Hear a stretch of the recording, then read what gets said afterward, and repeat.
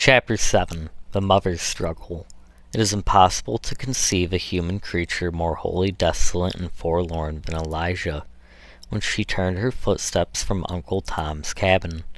Her husband's suffering and dangers, and the danger of her child, all blended in her mind with the confused and stunning sense of the risks she was running in leaving the only home she had ever known and cutting loose from the protection of a friend whom she loved and revered. Then there was the parting from every familiar object, the place where she had grown up, the trees under which she had played, the groves where she had walked many an evening in happier days by the side of her young husband. Everything as it lay in the clear frosty and starlight seemed to speak reproachfully to her, and ask her whither could she go from a home like that.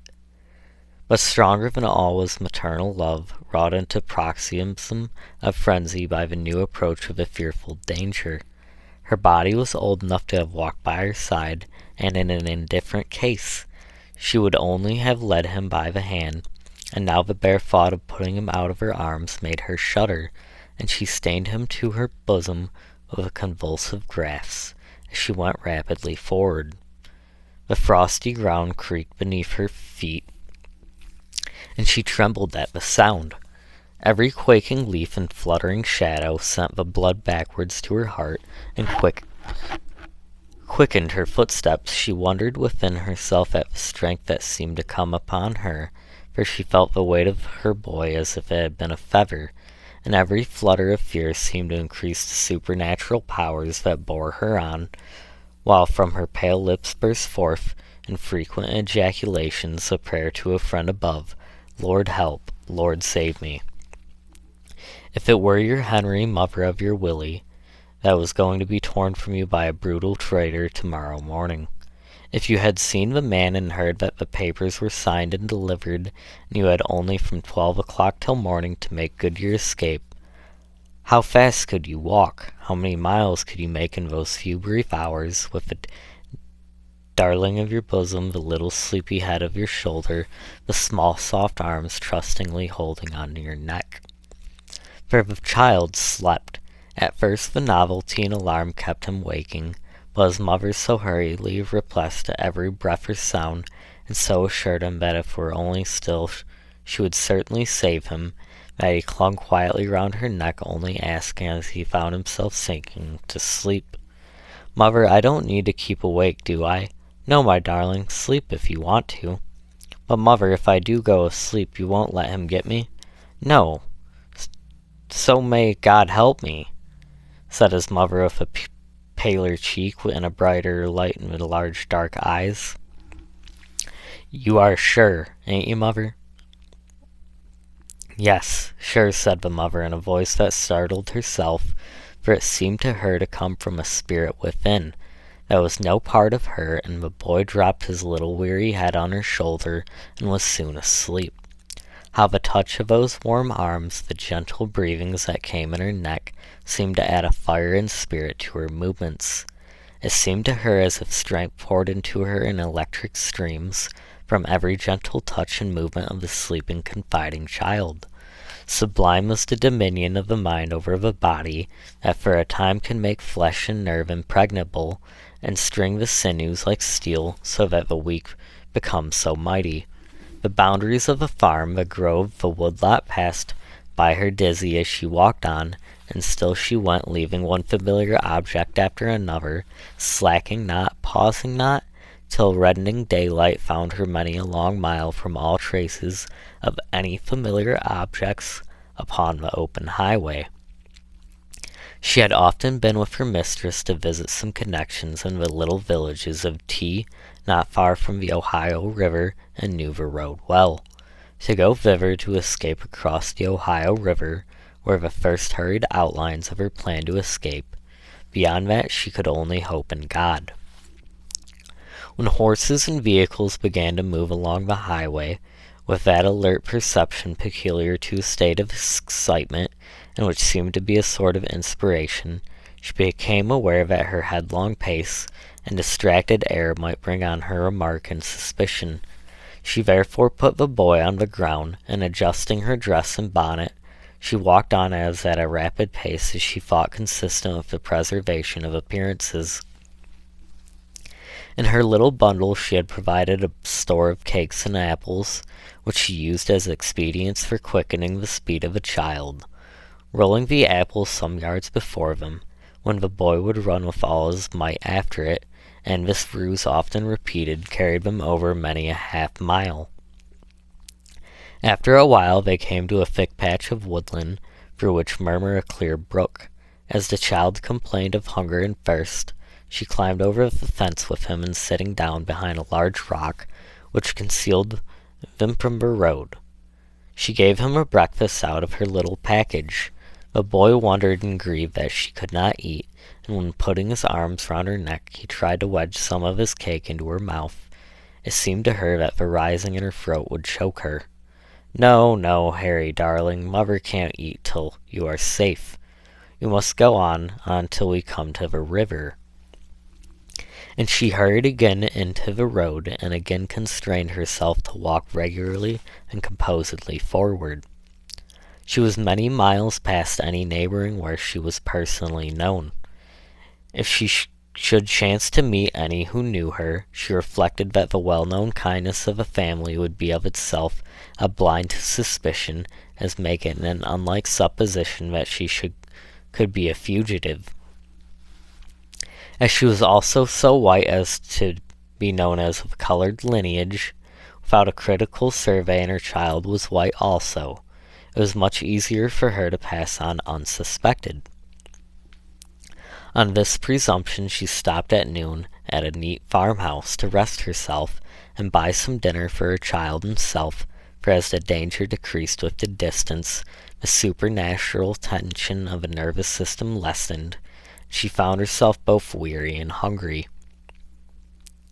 The good woman, kindly and gossipingly, seemed rather pleased than otherwise with having somebody come in to talk with, and accepted without examination.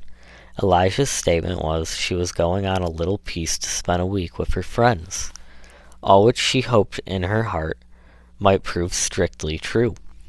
An hour before sunset she entered the village of T by the Ohio River, weary and footsore, but still strong in heart. Her first glance was at the river, which lay like Jordan between her and the cannon of Liberty on the other side. It was now early spring, and the river was swollen and turbulent. Great cakes of floating ice were swinging heavily to and fro in the turbid waters. Owing to the peculiar form of the shore on the Kentucky side, the land bending far out into the water, the ice had been lodged and detained in great quantities. The narrow channel which swept round the bend was full of ice, piled one cake over another, thus forming a temporary barrier to the descending ice, which lodged and formed a great undulating raft, filling up the whole river and extending almost to the Kentucky shore. Elijah stood for a moment contemplating this unfavorable aspect of things, which she saw at once must prevent the unusual ferry boat from running, and then turned into a small public house on the bank to make a few inquiries. The hostess, who was busy in various fizzing and stewing operations over the fire, preparatory of the evening meal, stopped with a fork in her hand, as Elijah's sweet and plaintive voice arrested her. "What is it?" she said.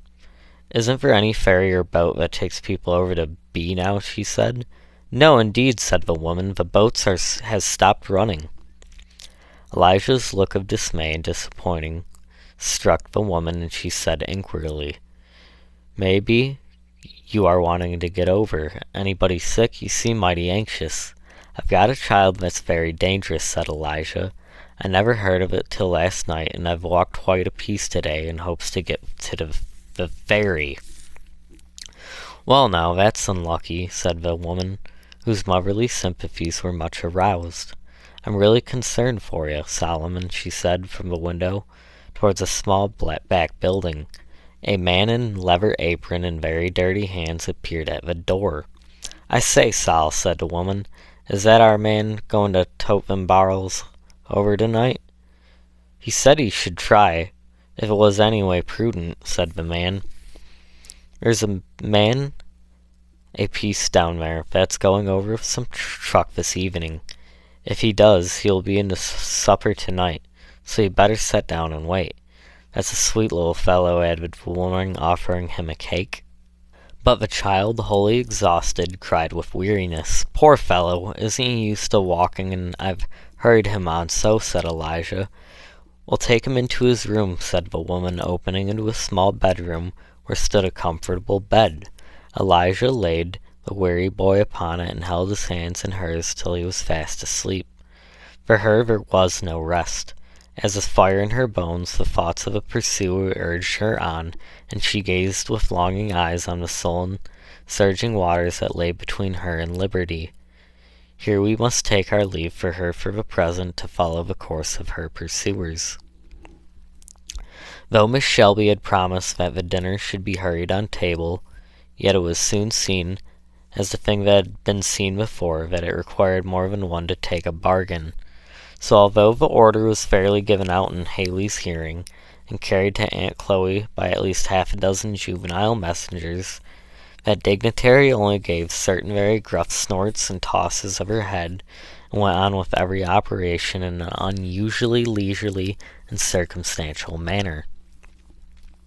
For some singular reason, an impression seemed to reign amongst the servants generally that Mrs. would not be particularly disobliged by delay, and it was wonderful what a number of counter-accidents occurred constantly to retard the course of things. One luckless right contrived to upset the gravy, and then the gravy had to get up de novo with due care and formality. Aunt Chloe watching and stirring with dogged precision, answering shortly to all suggestions of haste, that she wasn't a-going to have some raw gravy on the table to help nobody's catchings. One tumbled down with water and had to go to the spring for more, and another precipitated the butter into the path of events, and there was from time to time giggling news brought into the kitchen that Master Haley was mighty uneasy, and that he couldn't sit in his chair no ways, but was a-walking and stalking to the winders and through the porch. Saves him right, said Aunt Chloe indignantly. He'll get was nor uneasy one of these days if he don't mend his ways. His master'll be sending on him, and then see how he'll look. He'll go to torment, no mistake, said little Jake. He deserves it, said Aunt Chloe grimly. He broke a many hearts, I tell ye all, she said, stopping with a fork uplifted in her hands. It's like that Master George reads in Revelations. Souls a-calling under the altar, and a-calling on Lord for vengeance, on sick. On by and by the Lord's, he'll hear him, so he will. Aunt Chloe, who was much revered in the kitchen, and listened to with an open mouth, and the dinner being now fairly sent in, the whole kitchen was at leisure to gossip with her and listen to her remarks. Sich'll be burnt up forever, and no mistake, won't her, said Andy. You'll be glad to see it, I'll be bound, said little Jake. Chillin', said a voice that made them all start. It was Uncle Tom, who had come in and stood listening to conversation at the door. Chillin', he said. I'm afraid you don't know what you're sayin'. Forever is a dreadful word, Chillin'. It's awful to think on it.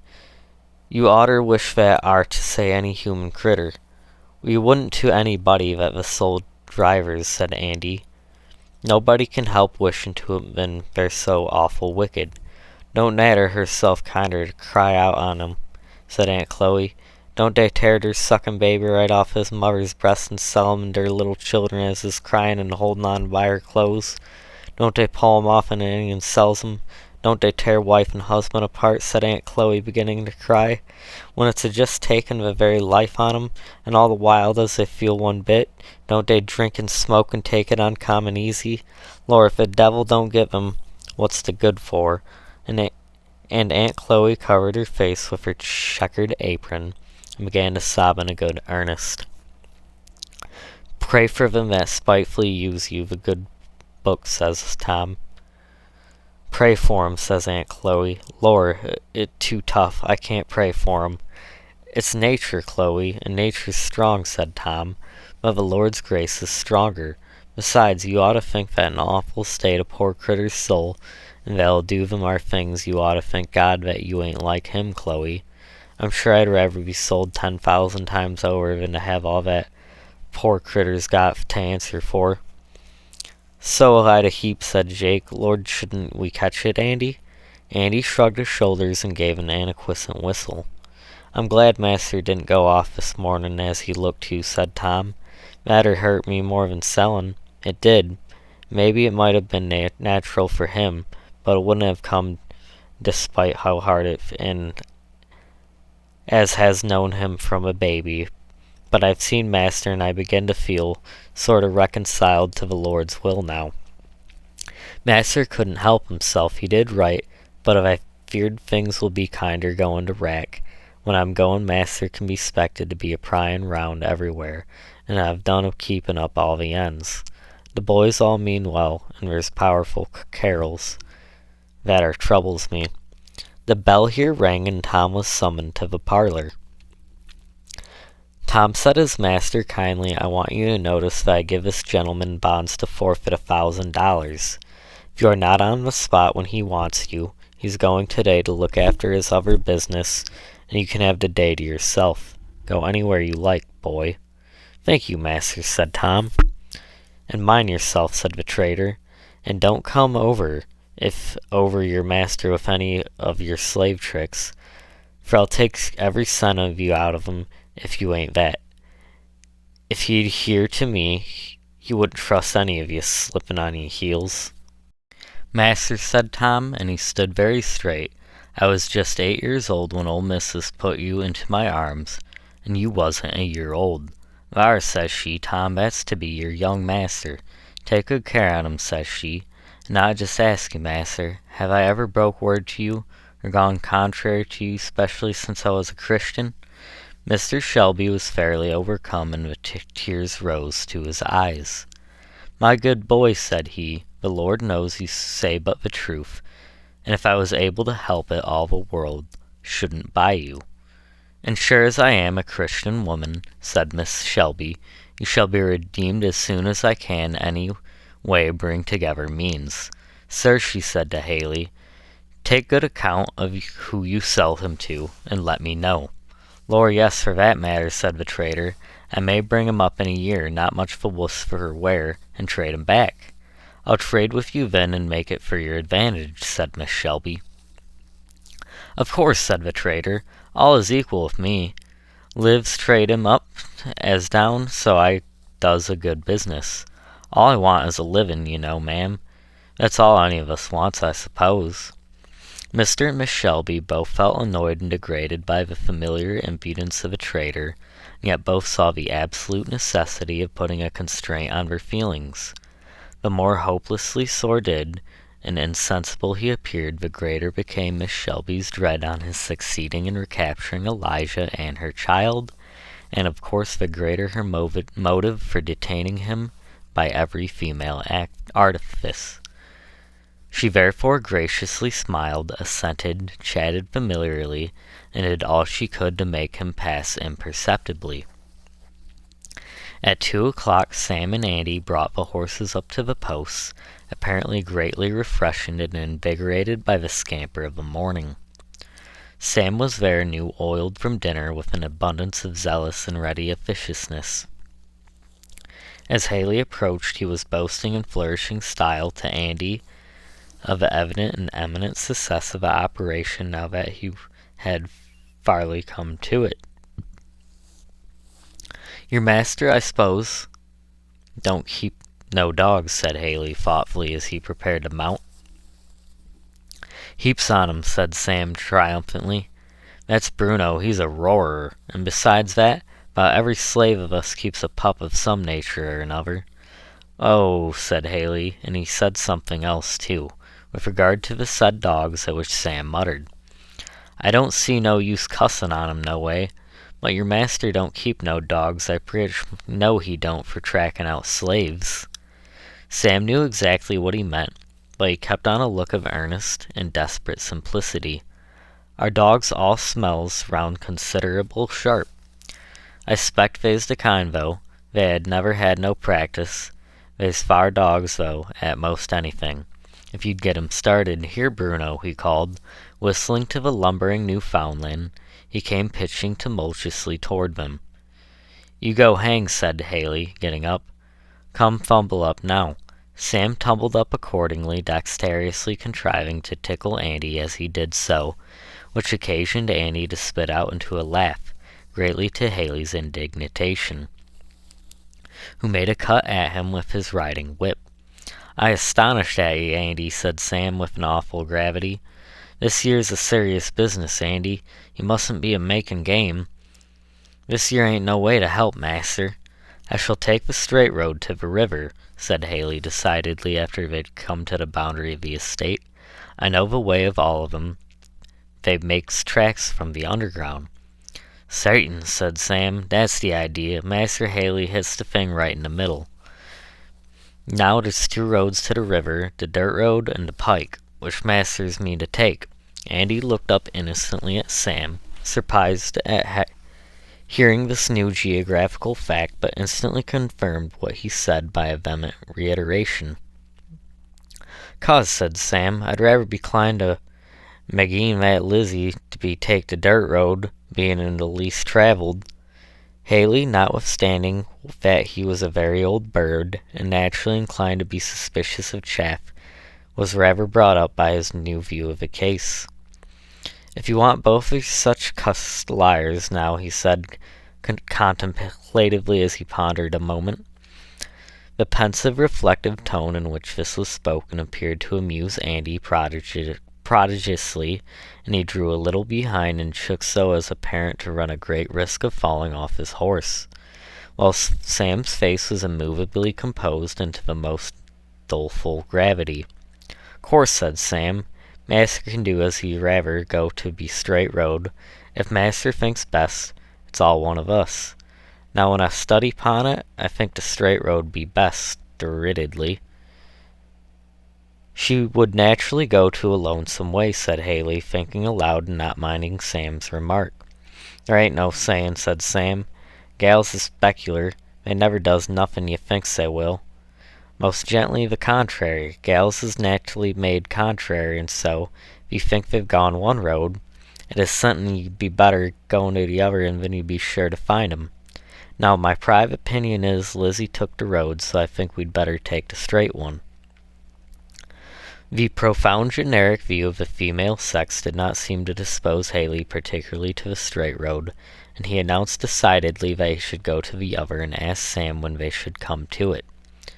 "A little piece ahead," said Sam, giving a wink to Andy with the eye, which was on Andy's side of the head, and he added gravely, "But I've studied on the matter, and I'm quite clear we ought not to go that way.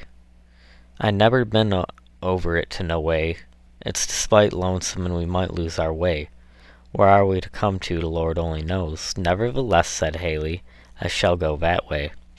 Now I think on it, I think I heard him tell that our road was all fenced up and down by the creek. And thar ain't it, Andy?" Andy wasn't certain. He'd only hearn tell of 'em about that road, but never been over it. In short, he was strictly non-committal. Haley's accustomed to strike the balance of probabilities between lies of greater or lesser magnitude, though that it lay in favor of a dirt road aforesaid. The mention of a thing he thought he perceived was involuntarily on Sam's part, at first, and his confused attempts to dissuade him he set down to a desperate lying on second thoughts, as being unwilling to implicate Elijah. When therefore Sam indicated the road, Haley plunged briskly into it, followed by Sam and Andy.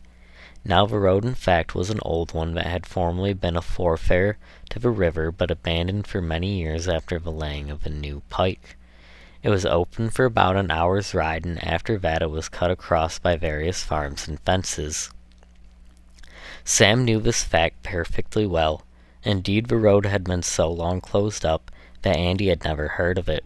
He therefore rode along with an air of dutiful submissions, only groaning and vociferating occasionally that it was, despite being rough and bad for Jerry's foot. "Now I just give yer your warnin'," said Haley. "I know you. You won't get me to turn off this road with all your fussin', so you just shut up." "Master, you'll go his own way," said Sam, with rueful submission, at the same time winking most portentously to Andy, whose delight was now very near the explosive point. Sam was in wonderful spirits, professed to keep a very brisk lookout, at one time exclaiming that he saw a gal's bonnet on the top of some distant eminence, or calling to Andy, "If that thar wasn't Lizzie down in the hollow, always making these exclamations in some rough or craggy part of a road, where the sudden quickening of speed was a special inconvenience to all parties concerned, and thus keeping Haley in a state of constant commotion." After riding about an hour in this way, the whole party made a precipitate and tumultuous descent into a barnyard belonging to a large farming establishment. Not a soul was in sight, all the hands being employed in the fields, but as the barn stood conspicuously and plainly square across the road, it was evident that their journey in that direction had reached a decided finale. "Wasn't that ar what I told master?" said Sam, with an air of injured innocence. "How does strange gentlemen expect to know more about a country than the natives born and raised?" "You rascal," said Haley, "you knew all about this." "Didn't I tell you I knowed, and you wouldn't believe me? I telled master was all shet up and fenced up, and I didn't expect he would get through, and he heard me." It was all too true to be disputed, and the unlucky man had to pocket his wrath with the best grace he was able, and was three-faced to the right about, and took up their line of march for the highway. In consequence of all the various delays, it was about 3/4 of an hour after Elijah had laid her child to sleep in the village tavern that the party came riding into the same place. Elijah was standing by the window looking out in another direction, when Sam's quick eye caught a glimpse of her. Haley and Andy were 2 yards behind. At this crisis Sam contrived to have his hat blown off, and uttered a loud and characteristic ejaculation which startled her at once. She drew suddenly back, the whole train swept by the window and round to the front door. 1,000 lives seemed to have concentrated in that one moment to Elijah. Her room opened by a side door to the river. She caught her child and sprang down the steps towards it. The trader caught a full glimpse of her just as she was disappearing from the bank, and throwing himself from his horse and calling loudly on Sam and Andy, he was after her like a hound after a deer. In that dizzy moment her feet, to her scare, seemed to touch the ground, and a moment brought her to the water's edge. Right on behind they came, and nerved with strength such as God gives only to the desperate, with one cry and flying leap, she vaulted sheer over a turbid current by the shore onto the raft of ice beyond. It was a desperate leap, impossible to anything but madness and despair, and Haley, Sam, and Andy instinctively cried out and lifted up their hands as she did. The huge green fragment of ice on which she alighted pitched and creaked as her weight came on it, but she said that not a moment. With wild cries and desperate energy she leapt to another and still another cake, stumbling, leaping, slipping, springing upward again. Her shoes are gone, her stockings cut from her feet, while blood marked every step, but she saw nothing, felt nothing, till dimly as in a dream she saw the Ohio side, and a man helping her up the bank. "You're a brave gal now, whoever ye are," said the man with an oath. Elijah recognized the voice and face for a man who owned a farm not far from her old home. "Oh, Mr. Sims, saves me, do hide me," said Elijah. "Why, what's this?" said the man. "Why, 'tain't Shelby gal. My child, this boy, he sold 'em."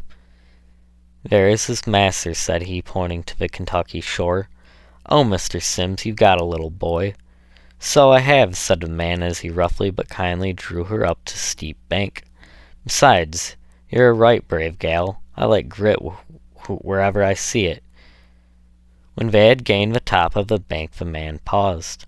"I'd be glad to do something for ye," he said, "but there's nowhere I couldn't take ye. The best I could do is to tell ye to go there," said he, pointed to a large white house which stood by itself off the main streets of the village. Go there, they're kind folks. There's no kind of danger, but they'll help you.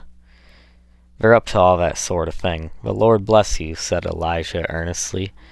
No in the world, said the man, but what I've done of no count.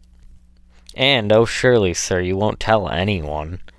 Go to thunder, gal. What do you take a feller for? In course not, said the man. Come now, go along like a likely, sensible gal you are. You've ain't your liberty, and you shall have it for all me. The woman folded her child to her bosom and walked firmly and swiftly away. The man stood and looked after her. Shelby, now maybe you won't think this year the most neighborly thing in the world, but what's a feller to do? If he catches one of my gals in the same fix, he's welcome to pay back. Somehow I would never see kind of critter a striving and panting and trying to declare themselves and the dogs after him and go agin him. Besides, I don't see no kind of cessation for me to be hunter and catcher for other folks neither. So spoke this poor Hevian Kentuckian, who had not been instructed in his constitutional relations, and consequently was betrayed into acting in a sort of Christianized manner, which if he had been better situated and more enlightened, he would not have been left to do. Haley had stood a perfectly amazed spectator of the scene till Elijah had disappeared up the bank, when he turned a blank, inquiring look on Sam and Andy. That was a tolerable fair stroke of business, said Sam. The gal's got 7 devils in her, I believe, said Haley. Wow, like a wild cat she jumped. Well now, said Sam, scratching his head, I hope master'll excuse us trying to at our road. Don't think I feel spry enough for that, there are no way, said Sam, gave a hoarse chuckle. You laugh, said the traitor with a growl. Lord bless you, master, I couldn't help it. Now, said Sam, giving way to the long pent-up delight of his soul. She looked so curious, a-leaping and springing, ice a-cracking, and only to hear her plump, ker-chunk, ker-splash, spring, Lord, how she goes it. And Sam and Andy laughed till the tears rolled down their cheeks. I'll make you laugh the other side of your mouth, said the traitor, laying about their heads with his riding whip. Both ducked and ran, shouting up the bank, were on their horses before he was up. Good evening, master, said Sam with much gravity. I very much expect Mrs. be anxious about Jerry. Master Haley won't want us no longer. Mrs. wouldn't hear us of our riding the critters over Lizzie's bridge tonight.